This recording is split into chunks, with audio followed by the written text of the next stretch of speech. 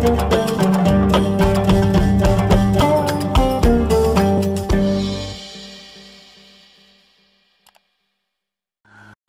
jamaah pengajian yang dimuliakan Allah Subhanahu wa taala, khususan guru kita semua Habib Muhammad Syafi'i bin Idrus Al-Idrus, para asatid, anak-anakku semua yang Buya banggakan, segala puja dan puji syukur kita haturkan kehadirat Allah Subhanahu wa taala yang telah mempertemukan kita pada pagi hari ini dalam keadaan sehat walafiat. Salawat dan salam semoga terus menerus dapat selalu kita ucapkan yang kita tujukan kepada junjungan kita baginda Nabi Muhammad sallallahu alaihi wa ala alihi wasahbihi wasallam. Sebelum kajian dimulai, buat jamaah yang mau bertanya via SMS atau via WA, silahkan dicatat nomornya. Silahkan dicatat. Ini bukan nomor saya tapi nomornya Mas Didi, bukan nomor saya. Silahkan di 085 747 850 542. Saya ulang 085 747 850 542. 085 747 850 542. Pada kesempatan malam hari ini kajian saya sampaikan kurang lebih 30 menit saja. Habis itu pagi hari ini saya sampaikan 30 menit saja, nanti selainnya tanya jawab. Nanti kalau belum selesai nanti dilanjutkan besok malam di Masjid Jami Al-Hidayah. Belum selesai lagi dilanjutkan minggu depan. Nanti minggu depan masih kajian kurban. Nanti insya Allah kita akan baca burdah bersama-sama di sini bersama Habib Abdurrahman Al-Atos, lanjut kajian kurban.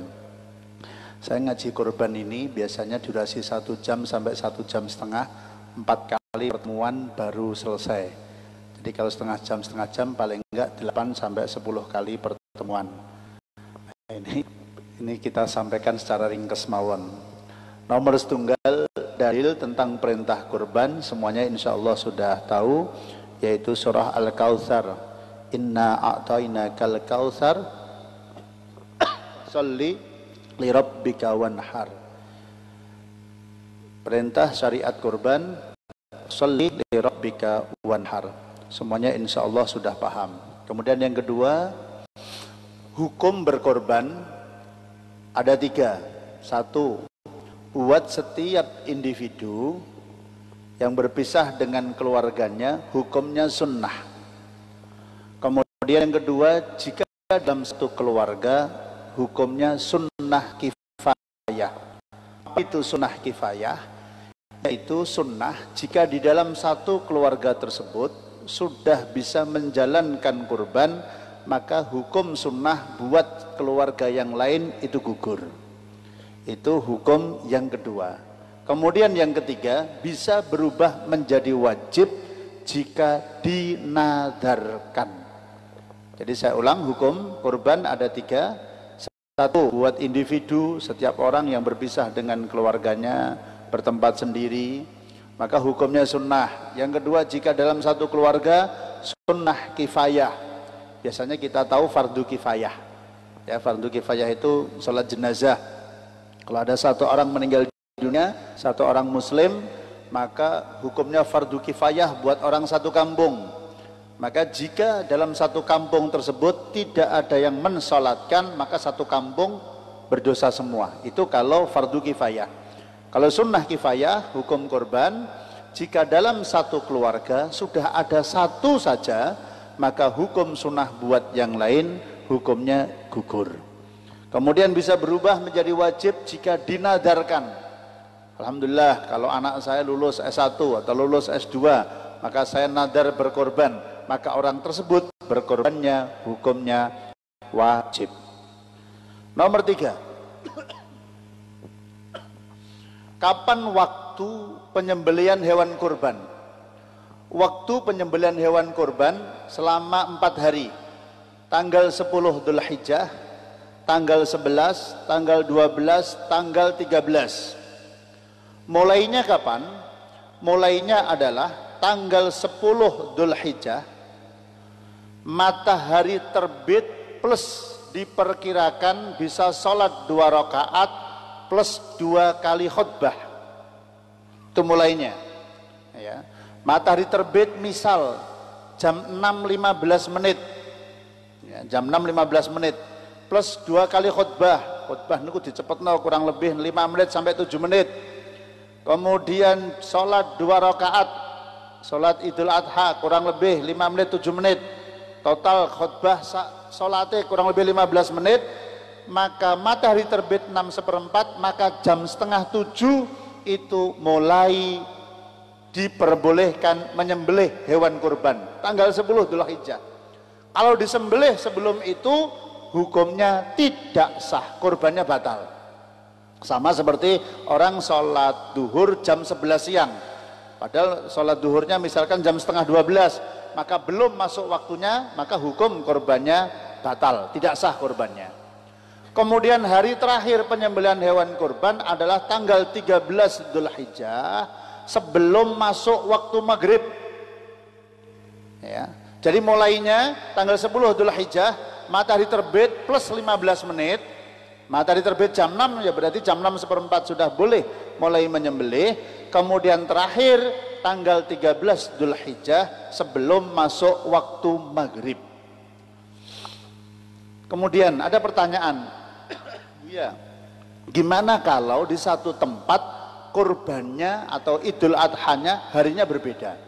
Misal salah satu organisasi lebarannya hari Rebu, kita orang-orang ahlu sunnah wal jamaah, kita alhamdulillah mengikuti pemerintah sama dengan mengikuti kanjeng Nabi Muhammad SAW, karena baginda Nabi SAW bersabda sahih rawahul Imam Bukhari, summu li ru'yatih wa aftiru li ru'yatih. Itu dalil kenapa kita melaksanakan ru'yatul hilal ya. Berpuasalah kalian dengan cara ru'yah dan berhari rayalah dengan cara ru'yah. Itu cara ru'yatul hilal. Itu sudah mulai ada sejak zaman kanjeng Nabi Muhammad SAW sampai sekarang. Di Indonesia alhamdulillah pemerintah kita mengikuti ru'yah. Saya pernah malam pertama Ramadan di Tarim Hadramaut Yaman, di sana juga mengikuti ru'yah. Di Saudi Arabia juga mengikuti ru'yatul hilal. Alhamdulillah kita mengikuti pemerintah, yang pemerintah mengikuti kanjeng Nabi Muhammad SAW. Ada organisasi lebarannya Rebu, kita mengikuti pemerintah, mengikuti Rasulullah, lebarannya Kamis. Kemudian kita ikut kurban di salah satu kepanitiaan masjid, yang panitia masjid tersebut nyembelihnya hari Rebu. Gimana itu? Tidak sah ya. Ini hati-hati ya, kita ini kalau mau makan sate saja cari sate yang enak Pak ya. Mau makan sate itu urusan dunia. Mau makan nasi liwet cari nasi liwet yang paling enak. Mau makan soto cari soto yang enak. Sukoharjo kalau dereng ketemu soto sing enak dereng ketemu. Mungkin kalau tolong direferensi. Kalau bar niki metu tolong dibisi. Mriki enten soto enak, tapi tolong kalau dibayar sisan. Nah, dari kiai hukumnya wajib saudara-saudara. Sedekah karo ustaz, sedekah karo santri, karo ini aja niat sedekah ya. Aja niat sedekah, niat traktir. Ben kula enggak kaya meleh. Panjenengan meyakini bahwa hari Rebu itu baru tanggal 9 Dzulhijjah. Hari Kamis tanggal 10 Dzulhijjah. Kok panjenengan ikut kurban kepada panitia yang panitianya hari Rebu itu sudah nyembelih kambing, maka kurban panjenengan tidak sah. Maka ini tolong buat panitia kurban yang panjenengan ikut salah satu organisasi sing sering sholat Idul Adhanya mengikuti yang di awal, maka caranya gimana? Ya tolong nyembelihnya diundurkan 1 hari. Jenengan silahkan sholat di hari Rebu tapi nyembelihnya di hari Kamis. Kenapa demikian? Buat panjenengan yang Rebu sudah sholat Idul Adha, nyembelih hari Kamis hukumnya sah. Berarti buat organisasi ini hari Kamis tanggal 11 Dzulhijjah. Buat kita tanggal hari Kamis itu baru tanggal 10 Dzulhijjah. Ini podo pintere enak Pak. Ya kan? Jenengan silahkan sholat di hari Rebu tapi nyembelih dinone Kamis. kita mengikuti nyembelihnya hari Kamis, menurut kita itu baru tanggal 10 Dzulhijjah. Menurut panjenengan yang bodone dina Rebo, Kemisnya tanggal 11 Dzulhijjah. Kabeh sah, padha enake kalau disembelih di hari Kamis. Jadi fikih niku selalu ada solusi. Jadi tolong dipahami, mencari solusi bersama-sama supaya ora ribut. Nek misalnya jenengan ajeng bodoh awal ya monggo lah, silakan lah. Pun salajengipun pokok waktunya nyembelih 4 hari ya, tanggal 10, tanggal 11, tanggal 12, tanggal 13 Dzulhijjah. Selanjutnya, satu kambing itu untuk satu keluarga atau untuk satu orang? Satu kambing untuk satu keluarga atau untuk satu orang? Kalau menjelang Idul Adha ngeten niki, hari raya kurban, ada video yang viral ya. Videonya Syekh Ali Jabir itu viral. Video itu sudah 5-6 tahun yang lalu. Dan alhamdulillah saya langsung tabayun berhadapan-hadapan dengan beliau Syekh Ali Jabir. Fatwa beliau yang mengatakan satu kambing untuk satu keluarga, bahkan jika ada keluarga isinya 45 orang. Ya, keluarga kok isinya 45 orang? Ada. Yang nyontohkan siapa? Ya beliau dicontohkan itu. Umpama ana keluarga isine wong 45. Kok iso? Bojone sing lanang siji, duwe bojo 4. Anake satu bojo 10-10. Woi, mantap ya. Mantap tenan. Berarti suami 1, istri 4, 5 orang, anaknya 10-10 kali 4 40. Ini dicontohi sama beliau. Ya. Itu hukumnya sah. Itu fatwa beliau sekitar 5-6 tahun yang lalu. Saya kebetulan belum lama ini, yaitu duduk sama beliau agak lama ya, di dalamnya Habib Jamal. Kemudian pas apa itu? Pas haul ya Ustaz ya, pas haul. Terus kemudian Syekh Ali Jabir juga datang di Pondok Pesantren Darul Hidayah memberikan ceramah. Saya duduk tabayun sama beliau. Sudah saya klarifikasi Ustaz, saya mengakui kesalahan kami Syekh Ali Jabir. Jadi dulu beberapa tahun yang lalu saya bikin tulisan panjang itu, kita kirimkan juga ke beliau. Kemudian beliau sudah mencabut fatwa itu. Ya, beliau mengakui tentang kesalahannya. Jadi saya ulang, satu kambing itu satu keluarga apa satu kambing itu untuk satu orang? Satu kambing untuk satu orang, satu individu. Dalilnya hadis sahih rawahul Imam Muslim. Baginda Nabi sallallahu alaihi wa ala alihi wasallam tatkala mengatur penyembelihan hewan kurban di Hudaybiyah. Hudaybiyah itu satu tempat dari Makkah, jaraknya 24 kilo. Ya, Ustaz Makhrus wis rono apa urung? Kita urung gitu ya. Itu tempat Fathul Makkah, penaklukan kota Makkah itu dikomando Rasulullah dari situ, Fathul Makkah di Hudaybiyah. Rasulullah mengatur pembagian penyembelihan hewan kurban di Hudaybiyah. Beliau memerintahkan, sahih rawahul Imam Muslim, al badanah an sab'ah wal baqarah an sab'ah. Tiap-tiap satu unta untuk 7 individu dan tiap-tiap satu sapi untuk 7 individu. Kemudian orang-orang yang mengatakan satu kambing itu untuk satu keluarga, ada dalilnya. Dalilnya mana? Sahih rawahul Imam Muslim. Ya. Dalilnya Rasulullah SAW tatkala menyembelih hewan kurban, beliau berdoa. Sahih juga rawahul Imam Muslim. Allahumma taqabbal min Muhammadin wa ali Muhammadin wa min ummati Muhammadin. Ya Allah, terimalah kurban ini dari saya Muhammad dan dari keluarga Muhammad dan dari umat Nabi Muhammad sallallahu alaihi wasallam. Hadirin yang dimuliakan Allah, baca hadis harus dibaca sarahnya. Sarah itu penjelasan. Buka sarah Sahih Muslim. Ya. Jadi buka hadis kudu ana sarahnya, penjelasannya. Buka hadis Sahih Bukhari, dibuka kitab Fathul Bari, sarah Sahih Bukhari. Buka hadis Sahih Muslim, dibuka sarahnya yang ditulis oleh Imam Nawawi. Hadis itu yang dimaksud adalah bukan bersepakat, bersekutu, apa bahasane, apa Kak? Membersamakan. Jadi disarai oleh Imam Nawawi, juga diterangkan oleh Imam Syafi'i. Yang dimaksud di dalam hadis tersebut adalah mengirimkan pahala, membersamakan pahala. Ya. Jadi hadis ini kan ada 3. 1, Allahumma taqabbal min Muhammadin. Ya Allah, terimalah korban ini dari saya Muhammad sallallahu alaihi wasallam. Wa ali Muhammadin, dan keluarganya Nabi Muhammad. Nomor kali. Nomor 3, dan umat Nabi Muhammad sallallahu alaihi wasallam. Kok kenapa yang diambil yang tengah? Yang tengah untuk keluarga Nabi Muhammad, untuk satu keluarga. Yang diambil yang terakhir kan malah enak. Kalau yang diambil terakhir malah kulon jenengan rasa kurban kabeh, Pak, enak. Kenapa enggak usah kurban? Lah wis dikurbani karo Kanjeng Nabi Muhammad. Wis genah sah, genah ikhlas, genah entuk ganjaran.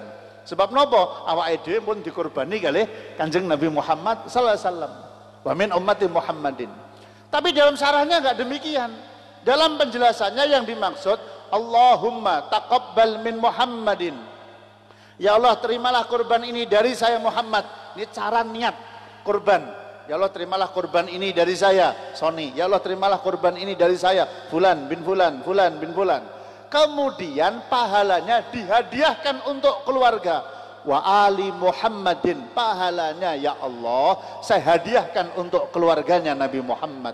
Wa min ummati Muhammadin, dan juga keluarga pahalanya saya hadiahkan untuk umat Nabi Muhammad sallallahu alaihi wa ala alihi wasahbihi wasallam. Maka di dalam madhab kita Imam Syafi'i memberi penjelasan dan didetailkan, dijelaskan secara detail oleh Al-Imam Ibnu Hajar Al-Haytami. Beliau menjelaskan kurban itu satu kambing untuk satu orang. Bagaimana keluarga yang lain dapat pahala enggak? Kalau keluarga yang lain dikirimkan pahalanya, maka keluarga yang lain mendapatkan pahala. Kalau keluarga yang lain tidak dikirimi pahala, menurut Imam Ibnu Hajar Al-Haytami di dalam madhab Syafi'i tidak mendapatkan pahala.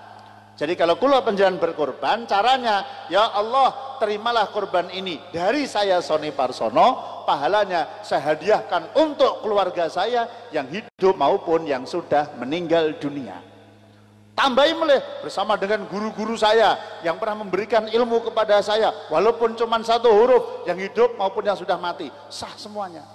Mereka yang kita sebut mendapatkan pahala semua, terutama jenengan yang hadir ini, terutama ya Allah berkorban, niatnya korban jenengan, ya Allah korban ini saya niatkan untuk diri saya, pahalanya saya hadiahkan untuk keluarga saya, pahalanya saya hadiahkan untuk guru-guru saya, kiai-kiai saya, wal khususon Buya Sony ya Allah. Catat ya, catat ya. Catat, tolong dicatat semuanya. Yeah. Jelas nggih? Satu kambing untuk satu orang, satu sapi untuk 7 orang. Keluarga yang lain kok pengen mendapatkan pahalanya, dapat bagian dari pahalanya, dihadiahkan pahalanya untuk orang hidup maupun yang meninggal dunia, pahalanya sampai kepada mereka. Dalilnya langsung dipraktekkan Kanjeng Nabi Muhammad SAW. Allahumma taqabbal min Muhammadin wa ali Muhammadin wa min ummati Muhammadin. Ya Allah, terimalah kurban ini dari saya Muhammad SAW, dan pahalanya saya hadiahkan untuk keluarganya Nabi Muhammad, dan pahalanya saya hadiahkan untuk umat Kanjeng Nabi Muhammad sallallahu alaihi wa ala alihi wasahbihi wasallam. Berikutnya, apakah kurban untuk orang yang meninggal dunia itu sah? Kurban untuk orang meninggal dunia yang sah cuma satu tok. Siapa? Yaitu orangnya sebelum meninggal dunia dia wasiat. Kalau enggak sah.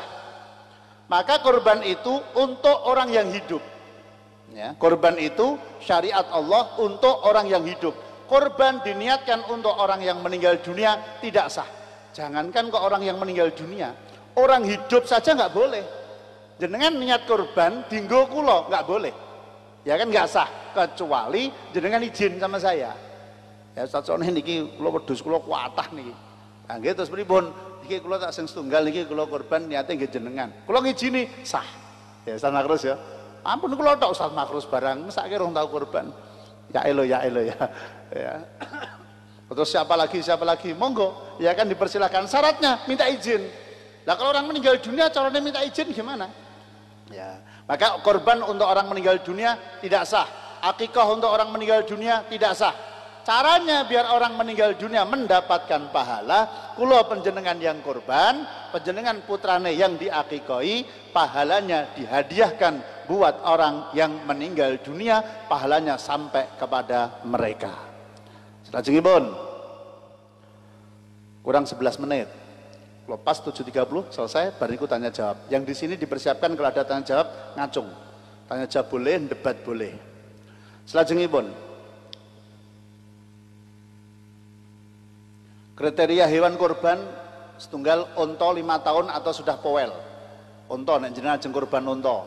Nomor kalih menawi ajeng kurban sapi 2 tahun atau sudah powel. Powel niku giginya tanggal dengan sendirinya. Ora kok terus kon meringis saya iki arep tak dol, tak tutuk nganggo palu, enggak boleh. Ya, powel itu giginya tanggal dengan sendirinya. Itu namanya powel. Jadi sapi umurnya 1 tahun 11 bulan mau dipakai korban, asal sudah powel belum ada 2 tahun sah. Tapi kok belum powel, tunggu sampai umurnya 2 tahun. Buya, lah kula niku dihapusi bakule niku umure 2 tahun punjul, padahal 2 powel. Nek wis 2 tahun enggak apa-apa. Tapi niku umure 1,5 tahun pripun? Lah nek sing ngomong ahlinya wis ngomong dia sing dodol sapi, jenengan yakin ini orangnya memang ahli. Jenengan ngomongnya 2 tahun punjul, kok kenyataannya 1,5 tahun, ya yang nanggung dosanya dia. Buat jenengan hukumnya gimana? Sah, betul napa-napa. Selajengipun, kalau kambing, kambing ada 2. Kalau kambing gibas itu 1 tahun sudah boleh. Sapi 2 tahun atau sudah powel. Kambing gibas itu 1 tahun atau sudah powel. Duluan mana? Kemudian kalau kambing kacang niku kambing Jawa 2 tahun atau sudah powel. Monggo yang duluan mana? Powelnya dulu atau umurnya 2 tahun terlebih dahulu. Powel niku bahasa Indonesia ini nopo saya nggak paham. Diprotes jamaah yang di luar pulau, Buya kalau ceramah bahasa Indonesia lah, powel itu bahasa Indonesia ini apa saya nggak paham. Bahasa Indonesia itu kurang saudara-saudara. Kunduran mobil, kunduran itu bahasa Indonesia ini nggak paham aku. Kebelakangan, ora iso. Kunduran ini apa bahasa Indonesia ini? Selajengipun, boleh nggak korban dengan hewan betina? Sah. Tidak ada aturan kurban harus kambing atau sapi jantan. Mau kambing betina, mau sapi betina, sah. Yang penting kalau sapi umurnya 2 tahun atau sudah powel. Jadi tidak harus yang jantan. Boleh betina asal tidak hamil. Nah, hamil apa mboten ya? Mang tang ngerti mengke. Hamil apa ora ngoten nggih. Ya, tanya sama ahlinya. Pokok diperkirakan kok tidak hamil, maka diperbolehkan untuk disembelih menjadi korban asalkan syaratnya umurnya 2 tahun atau sudah powel kalau sapi, kalau kambing gibas 1 tahun atau sudah powel, kambing kacang 2 tahun atau sudah powel. Selajengipun, Buya di beberapa tempat sapi itu kan biasa iuran sapi. Bagaimana kalau jumlahnya tidak sama? Boleh apa tidak? Boleh. Misal sapi harga 21 juta, kalau 7 orang berarti 3 jutaan. Boleh enggak jumlahnya yang 1 2 juta, yang 1 4 juta? Boleh, asalkan yang jumlahnya banyak ridho. Syaratnya niku tok. Ya, 1 2 juta, kemudian yang 1 4 juta, yang 4 juta ridho, sah. Ya, tidak harus jumlahnya sama. Justru ini menjadi kesempatan buat orang-orang yang kaya untuk ngangkat orang-orang yang duitnya pas-pasan. Ya Allah, bendinonya lagi 1.000, 2.000, 1.000, 2.000. Ya, ternyata sampai meh bodol lagi untuk duit 1,5 juta. Maka pripun niku? Jenengan yang duitnya turah, ngerti ini ada orang berjuang luar biasa, 1.000, 2.000 pengen korban, mang jawil, Pak jenengan ajeng korban. Nggih, kula ajeng korban. Tapi nyuwun ngapunten mboten saged nderek tahun niki. Terus kapan? Tahun ngajeng. Sebabnya napa? Nembe enten yatra 1,5 juta. Maka pripun? Pun jenengan 1,5 juta ora apa-apa, engko aku sing 4,5 juta. Kita berdua 6 juta. Sah. Syaratnya yang jumlahnya banyak ridho. Pun, selajengipun. Ini yang penting. Di Solo Raya sering ada proposal permintaan daging kurban. Biasa atau masjid nggen kula, Masjid Al Hidayah Solo Baru. Ini beberapa tahun belakangan sudah nggak ada. Dulu itu setiap tahun kita ada permintaan proposal daging dari daerah-daerah, dari Eropa barang. Eropa itu Eromoko paling atas. yaitu Eropa. Desanya namanya Desa Pucung. Kalau paham sebab kalau beberapa kali mereka ada ustadz tugas kita Al-Hidayah yang sampai sekarang masih tugas di sana, dakwah di sana. Bahkan sekarang menjadi Rois Syuriah NU Kecamatan Eromoko. Itu Ustadz Al-Hidayah. Wah, pangkatnya kalah aku. Oh, malah aku dengan aku mustasar. Itu dari Suriah NU di Kecamatan Eromoko. Itu Ustadz kita dakwah di sana. Hadirin yang dimuliakan Allah Subhanahu wa taala, bagaimana jika ada satu daerah kemudian ngirim proposal minta daging kepada kita? Garis besarnya ngeten. Ketahuilah bahwa kurban itu, daging kurban itu atau pembagian hewan kurban itu wajib dibagi, kambing disembelih dibagi dengan satu kecamatan dengan kambing itu disembelih. Ya, Balat itu satu tempat yang terpenuhi 3 unsur. Satu, ono kantor polisi ini, ono instansi kepolisian, buatan kantor polisi, buatan pos polisi ini, buatan onten kantor kepolisian. Ya, yang dimaksud adalah polsek. Yang kedua ada pasarnya. Yang ketiga ada Kementerian Agama, KUA. Satu tempat jika terpenuhi 3 syarat ini, 3 unsur ini, maka itu disebut balat. Jadi ono kantor kecamatan, kantor kemenak, ono kantor polisi, ono pasar, maka itulah namanya balat. Balat itu kalau di Indonesia kecamatan, ya nanti kalau di Amerika beda lagi bisa jadi, kalau di Saudi bisa jadi berbeda, di sana namanya apa? Di Indonesia tempat paling kecil terpenuhi 3 unsur ini namanya kecamatan. Tenggon desa ya. Desa kalau di daerah perkotaan ngeten iki enten pasar. Setiap desa enten pasar, tapi di situ nggak ada kemenak. Ya, di kelurahan se-Indonesia itu nggak ada kemenak. Kelurahan se-Indonesia nggak ada polsek. Ya, polsek itu polsek itu polisi sektor, itu kecamatan. Ya. Maka wajib membagi daging kurban, di mana kurban disembelih kemudian dibagi satu kecamatan dengan kurban disembelih. Misal panjenengan hidup di sini kecamatan Grogol, maka ya wajib dibagi dengan orang satu kecamatan Grogol. Kok dibagi di kecamatan sebelah? Mereka kecamatan Sukoharjo, hidupnya di kecamatan Grogol, wajib dibagi di kecamatan Grogol. Kok melompat sampai kecamatan Sukoharjo? Nggak sah.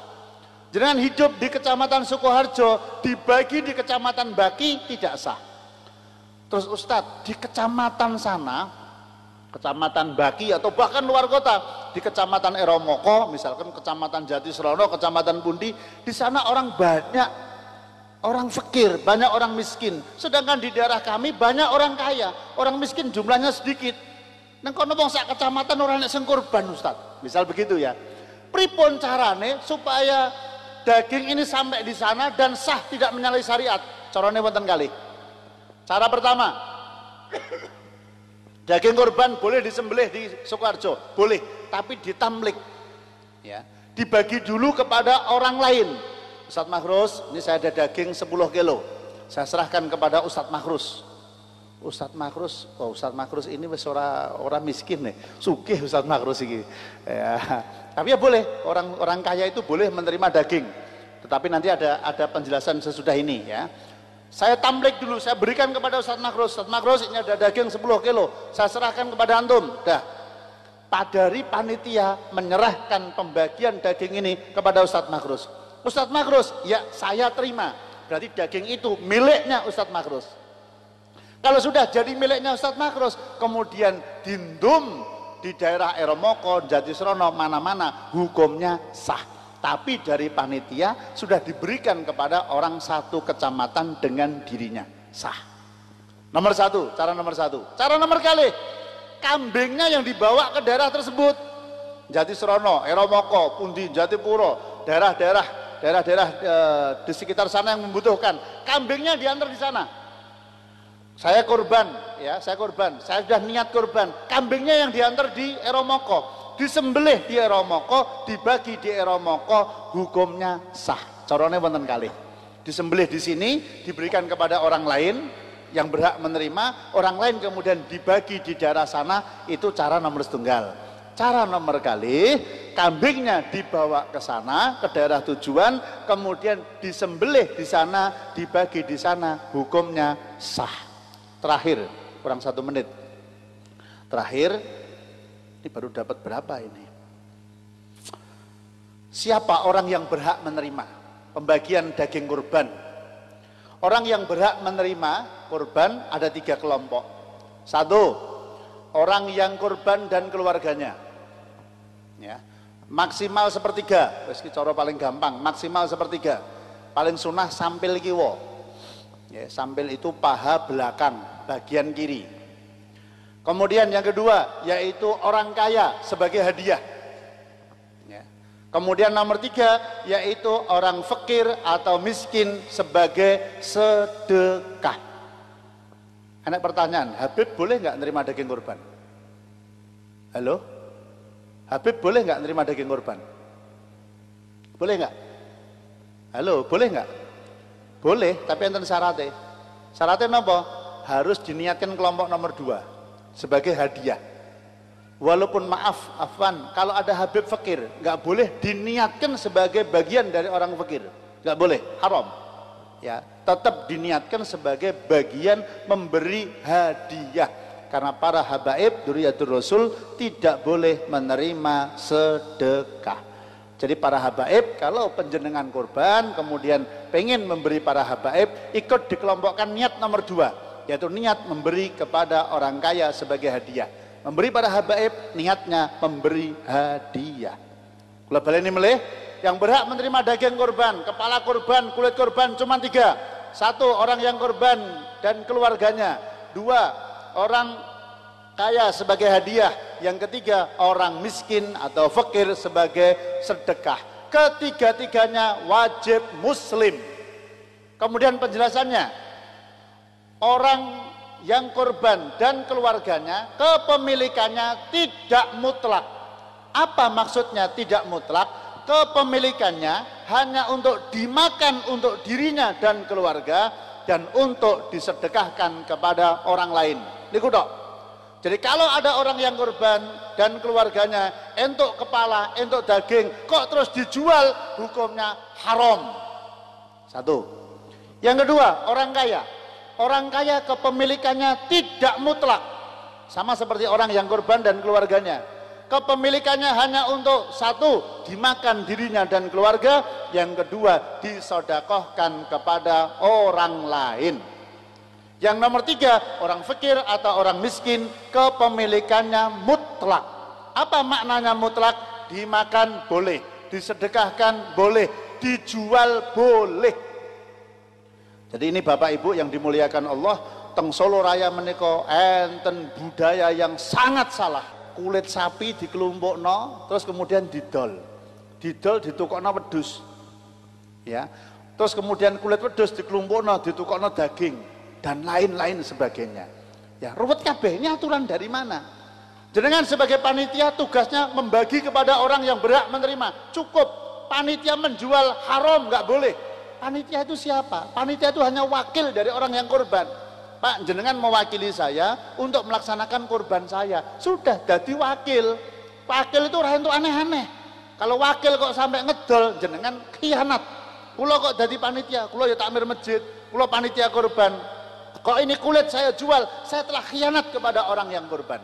Yang boleh menjual kulit, yang boleh menjual kepala, boleh menjual daging dan lain-lain cuman 1 kelompok, yaitu fuqara wal masakin, orang-orang fakir dan orang-orang miskin. Alhamdulillah Solo Raya niku kulit rata-rata sudah nggak bisa dimanfaatkan untuk dimakan, maka biasa nih dijual. Maka kalau kulit tersebut endingnya akhirnya dijual, panjenengan langsung pilih dalam masyarakat panjenengan sing paling fakir sopo, sing paling miskin sopo. Syukur fakir komplit, wis wonge fakir, tuwek, loro-loronen, anake akeh, apa meneh? Ya kan ahli ibadah, itu fakir yang sempurna. Yang nomor terakhir penting kata Imam Al-Ghazali, yang tidak menampakkan kefakirannya.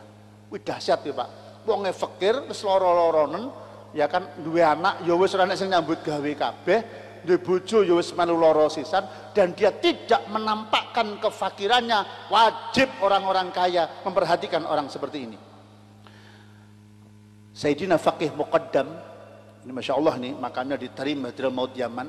Semua ulama kalau ziarah di situ mesti ziarahnya ke makam Faqih Muqaddam dulu, baru kemudian ke makam-makam yang lain. Ya, baru ke makam-makam yang lain. Termasuk di situ ada makamnya Habib Abdullah Al-Haddad, ada makam-makam ulama yang lain. Beliau pernah mengatakan begini, sebaik-baik zaman adalah zaman di mana orang kaya datang ke pintunya orang-orang miskin. Dan seburuk-buruk zaman adalah zaman di mana orang-orang miskin datang di depan pintunya orang kaya. Di zaman sekarang, wah zaman saiki ini turun dulu tenan. Wong bagi zakat fitah 20.000-an, wong miskin diundang kabeh nang ngarep omahe. Naudzubillah summa naudzubillah min dalik. Mempermalukan orang miskin.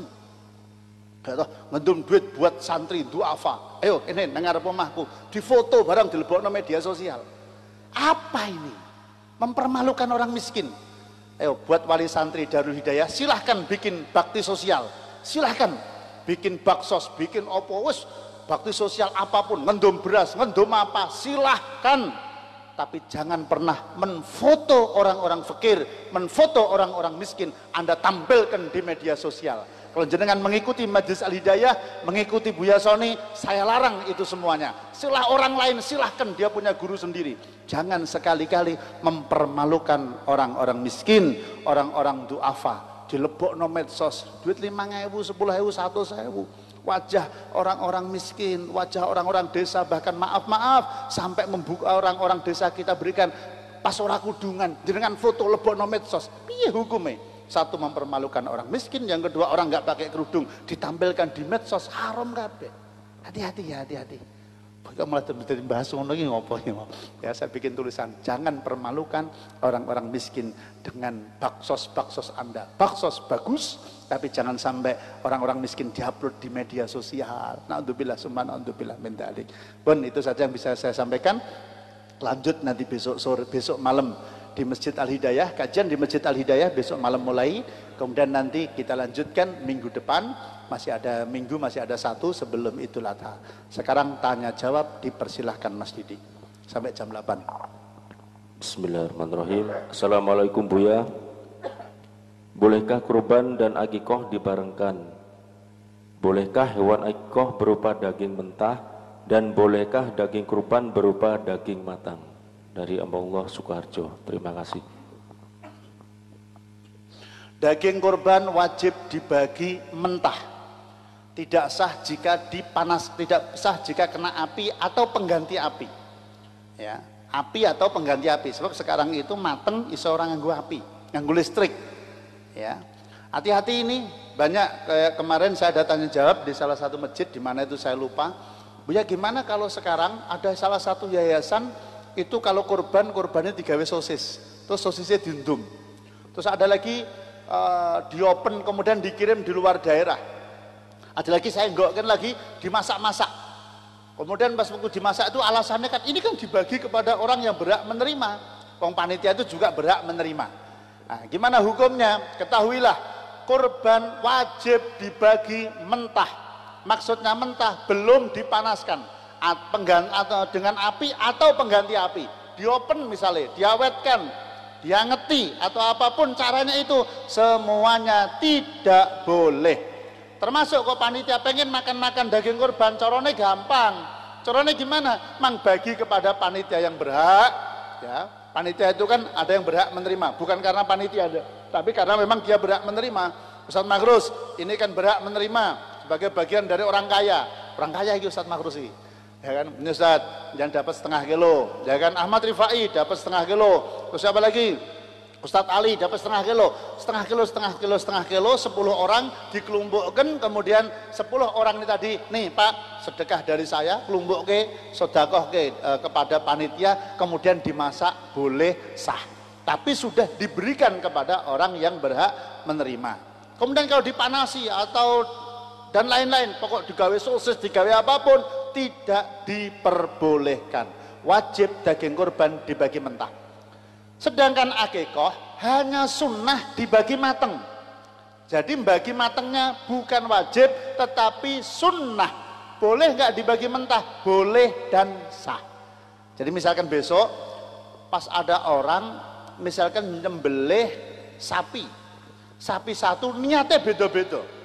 Satu niatnya kurban wajib, dua niatnya kurban sunnah, dua niatnya akikoh, dua niatnya sodakoh. Satu sapi untuk 7 niat. Boleh nggak? Boleh. Dan akikoh kok pakai sapi Ustadz? Bid'ah, iya bid'ah. Tapi sah. Ya, bid'ahnya bid'ah hasanah. Semua ulama sepakat bahwa satu bagian dari 1/7 sapi sama dengan 1 kambing. Nah, sepakat itu ya. Satu bagian dari 1/7 sapi sama dengan 1 kambing. Berarti kalau anaknya laki-laki ambil 2 bagian, kalau mau urunan akikoh digabung karo kurban. Tuh cara pembagiannya gampang. Yang sodakoh diberikan sebagai bagian sodakoh. Misal ini sapi dapat 70 kilo, ya, yang 20 kilo, ben gampang ya, 10 kali 7, 20 kilo dibagi dengan cara sodakoh. Kalau sapi sodakoh diberikan kepada orang non muslim, sah. Gampang gitu ya. Yang 1 bagian tadi korbannya wajib, karena korban wajib, orang yang korban tidak boleh memakan, walaupun sedikit. Orang kaya nggak boleh, berikan semuanya kepada fuqara wal masakin. Udah sah, beres. Ketiga, yang 2 yaitu akikoh. Akikoh terserah mau jangan bagi mateng sunnah, dibagi mentah, sah, tidak ada masalah. Kemudian yang 2 bagian kurban sunnah dibagi mentah kepada orang yang berhak menerima, sah. Apalagi? Assalamualaikum. Insyaallah. Assalamualaikum warahmatullahi wabarakatuh. Maaf Buya, ini agak melenceng sedikit, soalnya mendesak, ini suruh dibacakan. Bagaimana hukumnya bermadhab? Lalu sebelum imam bermadhab itu ada orang-orang mengikuti madhab siapa? Terima kasih atas jawabannya Buya. Bahas kurban, pertanyaannya madhab. Tapi ini penting. Suatu ketika, keluar cerita ya. Suatu ketika, ini kejadiannya mungkin sama ya. Suatu ketika di salah satu malam, jam 9:30 malam, saya pulang dari acara bersama, acara keluarga. Suatu ketika, TV kulon kan TV Indihome, tadi buka TV Oppo enak lah, ada ratusan, ada ratusan channel. Kemudian tak buka, sampailah kepada satu TV-na Syekh Samidi, nah ceritanya. Terus dia mengatakan juga sama kurang lebih seperti tadi pertanyaan, cek. Seperti tadi pertanyaan, Mas ini kok berubah Mas? Ya, seperti tadi pertanyaan, mungkin pas nontonnya bareng karo aku, mungkin sing tekon ya. Atau dia pernah mendengarkan satu ustadz. Bermadhab itu hukumnya tidak wajib. Madhab itu hanya pendapat.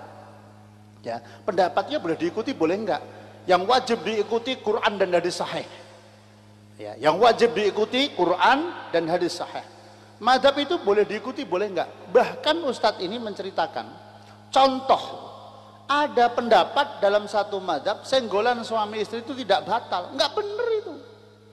Ya kan? Wong di Quran itu aulamastumun nisa, yang dimaksud lamastum di situ itu jima. Jadi kalau senggolan sama bojo ya enggak batal. Kalau jima sama bojo baru batal. Qala Syekh Samidi. Niku kula mboten dari siapa-siapa, langsung kula nonton tak pentelengi piye carane jawab. Terus kemudian kalau mazhab itu wajib, tadi sama seperti pertanyaan tadi, kalau mazhab itu wajib, terus bagaimana orang-orang sebelum ada mazhab Syafi'i, mazhab Maliki, mazhab Hanafi, mazhab Hambali, terus mereka bermadzhab kepada siapa? Nah, maka jawaban kami satu, ketahuilah bahwa bermadzhab itu hukumnya wajib, sepakat ulama-ulama seluruh penjuru dunia. Bermadzhab itu hukumnya wajib. Kenapa? Kalau orang tidak mengikuti salah satu madzhab, berarti dia secara sadar atau tidak sadar dia mendirikan madzhab sendiri. Madzhabnya apa? Ya mbuh Imam Sobo ki mau, nek Soni ya Imam Soni, nek Makhrus ya madzhab Makhrus Ali. Ya seperti itulah. Nek Samidi berarti ya madzhab Samidi, begitu ya. Ya. Madzhab 4 itu yang paling tua bernama Imam Abu Hanifah atau Imam Hanafi. Lahir tahun 80 Hijriah. Beliau ini termasuk generasi tabi'in. Ya, beliau pernah berguru kepada salah satu sahabat yang paling sepuh, yaitu Sayyidina Anas bin Malik radhiyallahu taala anhu. Sayyidina Anas bin Malik itu umurnya di atas 100 tahun. Ya, luar biasa. Di atas 100 tahun, luar biasa ini. Anaknya lebih dari 100 orang, Ustaz. Sayyidina Anas bin Malik. Bojone piro? Teliti dhewe. Kemudian beliau ini tabi'in muridnya sahabat muridnya Kanjeng Nabi Muhammad sallallahu alaihi wasallam. Sebelum ada Imam Hanafi, berarti kan generasi sahabat. Di zaman para sahabat, setiap ada masalah, semua tanya kepada Rasulullah. Ya Rasul, gimana caranya sholat yang benar? Ya Rasul, bagaimana caranya manasik haji yang benar? Ya Rasul, caranya umroh yang benar gimana? Tanya sama Rasul, itu sahabat. Di zaman Rasulullah meninggal dunia, masih ada banyak sahabat. Semua orang yang berhubungan dengan sahabat, tanya kepada sahabat. Wahai sahabat, wahai Sayyidina Anas bin Malik, caranya Rasul sujud itu gimana? Apa saja yang menempel kepada tempat sujud? Dijawab oleh Sayyidina Anas bin Malik. Ya kan? Ketemu dengan Ibnu Umar, dijawab oleh Sayyidina Ibnu Umar dan lain-lain sebagainya. Masih ada sahabat. Begitu sahabat sudah meninggal dunia semua dan tidak ada satupun sahabat yang menulis kitab fikih. Catat ini baik-baik. Ya, catat baik-baik. Tidak ada satupun sahabat yang menulis kitab fikih. Maka nggak ada Pak mazhab Sayyidina Abu Bakar, nggak ada mazhab Sayyidina Umar, nggak ada mazhab Sayyidina Ali, nggak ada mazhab Sayyidina Utsman, nggak ada. Karena para sahabat belum ada yang menulis kitab fikih. Karena di zaman sahabat masih hidup, semua ada permasalahan agama langsung tanya kepada sahabat. Begitu sahabat sudah meninggal dunia semua, bingung Pak, mau tanya siapa? Carane sholat bagaimana yang benar? Sholat itu nganggo usoli napa mboten? Yasinan ki bid'ah ora. Apa-apapun, permasalahan-permasalahan apapun, tanyanya kepada siapa? Tentu tanyanya kepada tabi'in. Para tabi'in udah mikir ini Pak, ini kalau nggak ditulis, kalau nggak dicatat, nanti tanya kepada siapa? Akhirnya dimulailah dari Imam Hanafi yang diberikan titel oleh ulama-ulama di dunia sebagai Sultanul Fikih. Sultanul Fikih, rajanya ilmu fikih. Orang yang pertama kali menulis kitab fikih namanya Imam Abu Hanifah. Beliau menulis kitab fikih yang ditulis di dalam kitab beliau dan diikuti oleh ulama-ulama sesudahnya. Karena ulama-ulama sesudahnya mengikuti tulisannya Imam Hanafi, maka orang-orang ini disebut orang yang bermadhab kepada Imam Hanafi. Kemudian muridnya Imam Hanafi namanya Imam Malik menulis kitab Al-Muwatta dan kitab-kitab yang lain. Beliau menulis kitab-kitab fikih. Orang-orang mengikuti Imam Maliki disebut orang yang bermadhab Maliki. Kita yang mengikuti Imam Syafi'i disebut orang yang bermadhab kepada Imam Syafi'i. Dan ketahuilah, sesudah periode madhab itu, Imam Syafi'i, Imam Maliki, Imam Hanafi, Imam Hambali. Imam Hanafi lahir tahun 80 Hijriah, Imam Maliki lahir tahun 93 Hijriah, Imam Syafi'i lahir tahun 150 Hijriah, kemudian Imam Ahmad bin Hambal atau Imam Hambali lahir tahun 164 Hijriah. Sesudah periode itu semua ulama semuanya bermadhab kepada imam madhab yang banyak. Imam madhab saat itu tidak hanya 4 Pak, tapi banyak. Di antaranya ada Imam Daud Az-Zahiri dan lain-lain sebagainya. Madhab tidak hanya 4, ada puluhan, tapi yang bertahan sampai sekarang yang kitabnya masih dipelajari tinggal 4 ini, yaitu Imam Hanafi, Syafi'i, Maliki, Hambali. Bahkan ulama-ulama kelas dunia, Imam Bukhari Syafi'iyan. Imam Bukhari ini kurang nopo Pak? Imam Bukhari ini namanya Muhammad bin Ismail Al-Bukhari Asy-Syafi'i. Namanya Muhammad, abahnya Ismail. Al-Bukhari lahir di kota Bukhara, kemudian Asy-Syafi'i bermadhab Syafi'i. Imam Muslim bermadhab Syafi'i. Imam Ghazali bermadhab Syafi'i. Imam Nawawi penulis kitab Riyadhus Shalihin bermadhab Syafi'i. Imam Ibnu Hajar Al-Asqalani penulis kitab Fathul Bari dan kitab-kitab yang lain, semua aliran ini memakai kitabnya Imam Ibnu Hajar Al-Asqalani bermadhab Syafi'i. Imam Ibnu Hajar Al-Haytami bermadhab Syafi'i. Imam Romli bermadhab Syafi'i. Habib Abdullah Al-Haddad penulis Ratibul Haddad bermadhab Syafi'i. Madhab kabeh, ngikuti madhab kabeh. Nah, baru orang sekarang yang meributkan langsung Quran sama hadis. Nah, niku padha mawon ngeten lho Pak, jenengan listriknya nang omah 450 watt langsung nggawa kabel dicantolke nggon tegangan listrik sing gedhe niku. Langsung cantolke mriku, padahal teng mriku wattnya 100 watt. Langsung 100.000 watt langsung dicantolke omahe jenengan sing 450 watt, insyaallah griyane kula jenengan langsung jebluk saudara-saudara. 100.000 watt langsung dientukke 450 watt. Maka perlu trafo saudara-saudara, ya, perlu penyetel tegangan. Ono trafone kan setiap mau dipindah ke rumah-rumah. Sama kula panjenengan santri Darul Hidayah banyak yang hafal Quran. ya kan, iso maca kitab, iso maca Quran digawe gundul, iso maknani, tapi nggak bisa kemudian mentafsirkan Al-Quran sendiri. Contoh ya, contoh.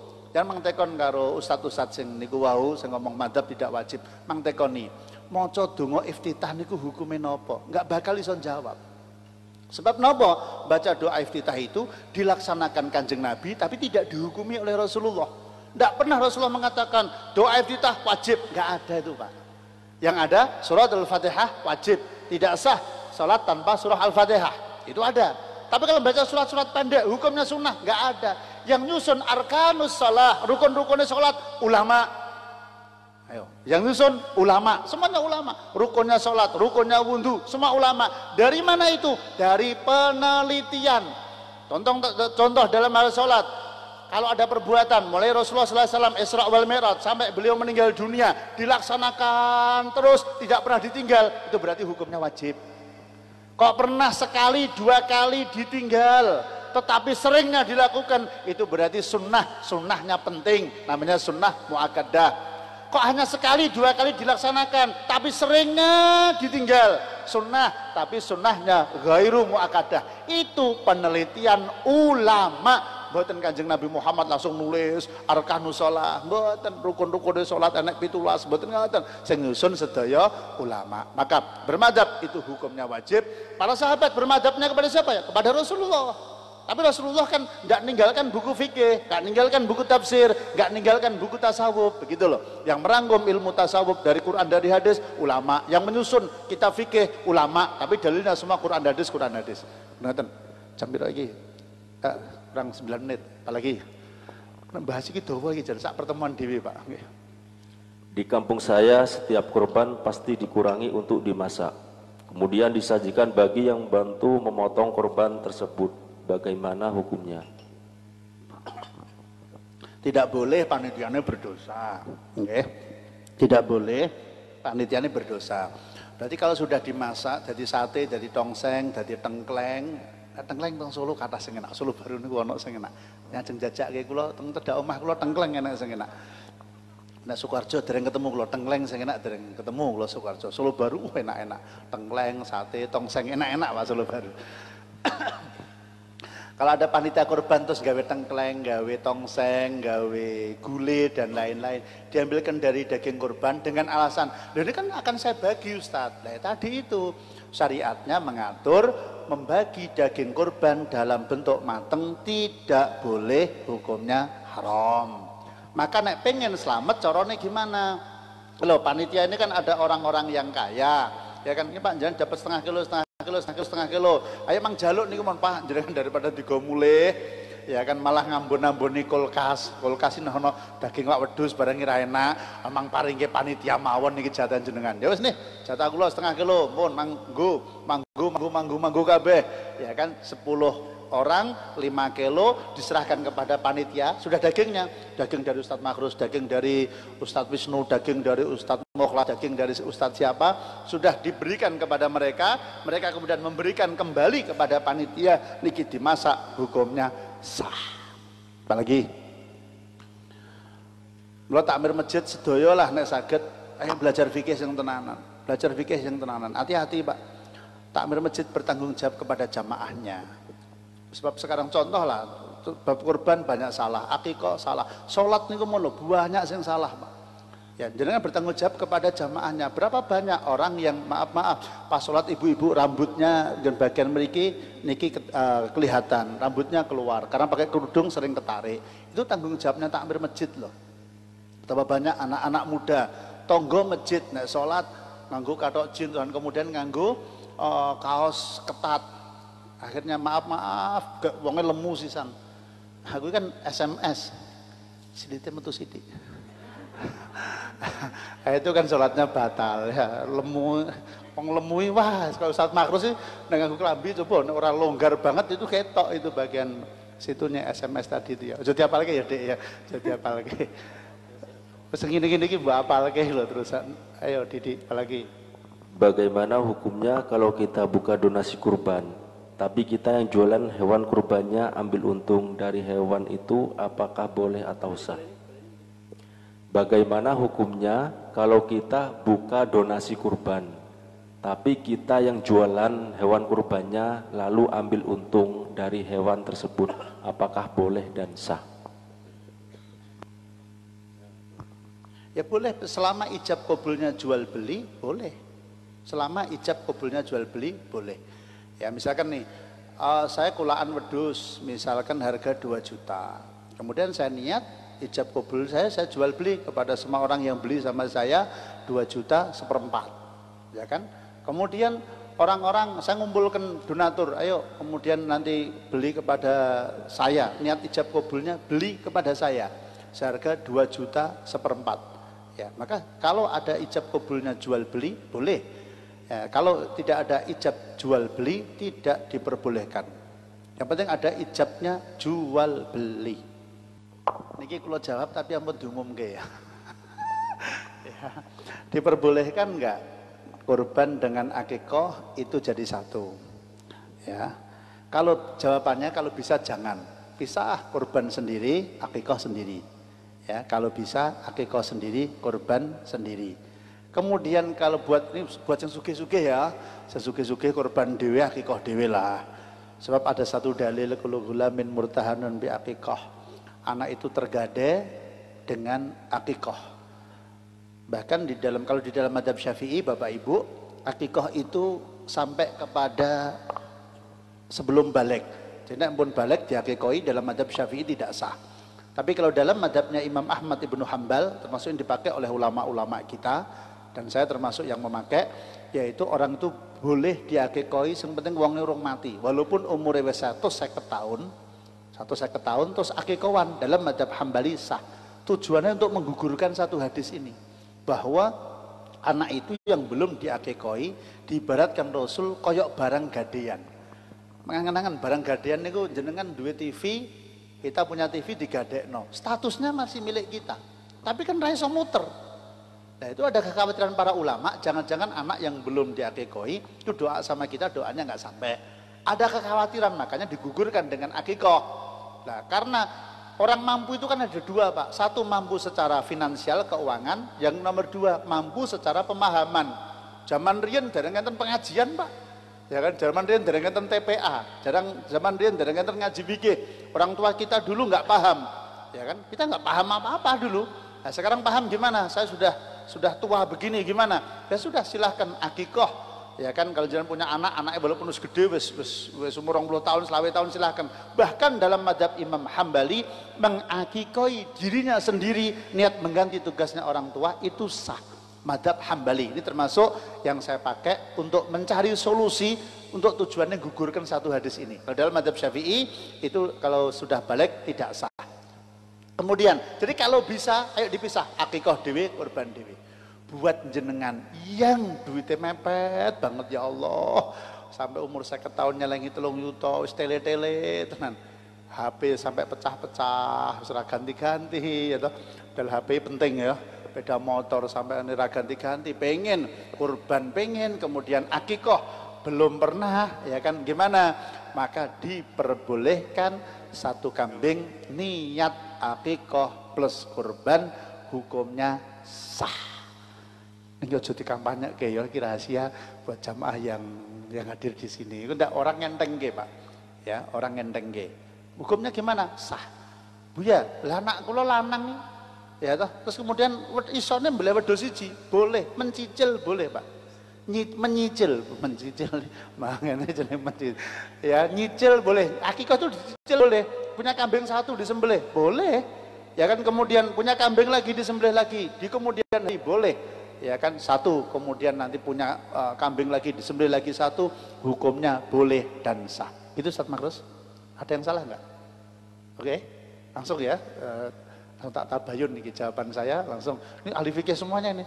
Lagi Ustaz Makrus Ali ini, masya Allah. Tak fikih sing kandul-kandul Fathul Mu'in di luar kepala. Nah aku ya di luar kepala, saking ramudengnya di luar kepala. Apalagi kalau ada jawaban saya yang salah langsung dian Ustaz. Ini left masalahnya. Hati-hati Pak fikih nih, nek kula salah, kula ngomong salah, jenengan anut, jenengan tekoni malaikat gampang. Toh, jadi ngene iki ngopo iki? Wah kula tanglet Buya Soni, ngono enak banget Pak. Malaikat langsung golek aku Pak. Aku ditekoni, ceramah ngono karepmu piye iki? Ya aku ya Ustaz Makro sok aku ya ngono. Ben malaikatnya sing golek Ustaz Makro, langsung Ustaz Makro, lho iki teng i'anatul thalibin beres ya toh. Sah langsung ngono malaikatnya.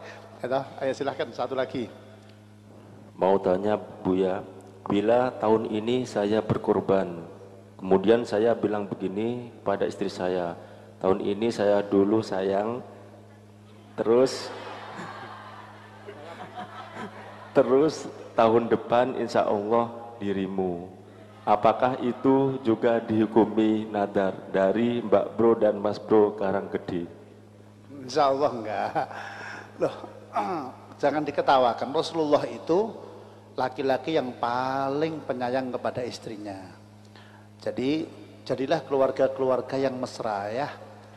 Aja nyeluk bojone dijangkar ya. Jenenge painem ya kan. Paling kasar itu nyeluk bojone jo bojo. Kuwi paling kasar kuwi. Kuwi panggilan yang paling kasar. Jo bojo. Ana kuwi. Kuwi panggilan mesra tapi kasar. Ya, Pak. Ana kuwi. Ya toh. Ana Ustaz Makrus ya, jo bojo. Ana. Kurang-kurang sip. Rasulullah memanggil istrinya ya Humaira. Wahai istriku yang pipinya kemerah-merahan. Cie, mantep. Nah, gitu loh ya. Pokoknya gini loh, number one is keluarga. Ngono ya, nomor satu keluarga. Suami kepada istrinya harus yang mesra, istri kepada suaminya yang mesra. Terus yang mesra, yang asyik, ya kan? Suami dandan niatnya cuma satu, untuk nyenengkan istrinya supaya istrinya nggak malu, ya kan? Terus kemudian para wanita dandannya wajib diniatkan hanya untuk mendapatkan ridho dan menyenangkan suaminya. Kono para wanita nganggo wedak, nganggo lipstik, nganggo wangi-wangian, malah ben pengen disawang karo ustate, ya kan, ben disawang karo tonggone, maka dandannya pakai lipstiknya, pakai parfumnya, hukumnya haram. Hati-hati ya, hati-hati. Bahas apa kok takkan bahas keluarga barang ini. Ya panggilan sayang, kok ngapain diketawakan? Ya harus begini. Keluarga itu harus yang mesra, yang asik. Pokok laki-laki semua berjuang menjadi laki-laki yang terhebat buat istrinya. Semua wanita berjuang terhebat, dandan yang paling cantik, ya kan? Nek sing kelemon-kelemon kayak kula ya berjuang diet, diniati kanggo pasangannya masing-masing. Yang the best lah, yang terbaik untuk pasangannya masing-masing. Terus kemudian pertanyaannya apa yang aku nanti? Apa? Bila berjanji tahun oh ya, tidak, insya Allah. Ada kata-katanya tadi. Dan ada kata-katanya insya Allah tahun depan untuk dirimu sayang. Nah, mantap kan? Manggil aja dirimu, orang kowe, orang ngono kuwi ya toh. Bojone celuk kowe, kamu itu termasuk panggilan yang maaf-maaf kalau dalam bahasa Jawa agak merendahkan. Makanya panggilan-panggilan dipilih kata-kata yang paling indah, kata-kata yang paling tepat buat istri atau buat suami, ya kan? Nanti istri kepada suaminya yang mesra, kakanda, atau pola pokoknya yang paling asik. Pokoknya boleh pakai jo, bojo itu sudah paling elek wi, ya kan? Jangan nanti memanggil namanya ya, jangan nanti panggil namanya. Jo, bojo, anak wi. Aku tahu krungu banter banget jo, bojo, anak. Wan ngaten mawon insyaallah. Kajian yang selanjutnya, kalau masih ada pertanyaan disimpan Mas Didi, nanti besok malam ditanyakan, live juga di Radio Al Hidayah, juga live di Facebook Buya Sony, live insya Allah nanti kita lanjutkan, besok malam kita lanjutkan, kemudian dilanjutkan juga nanti insya Allah minggu depan, di gelombang yang sama, nanti kita akan baca burdah di sini bersama Habib Abdurrahman Al-Atos, masih melanjutkan kajian fikih korban. Dari saya mohon maaf yang sebesar-besarnya, walafu minkum.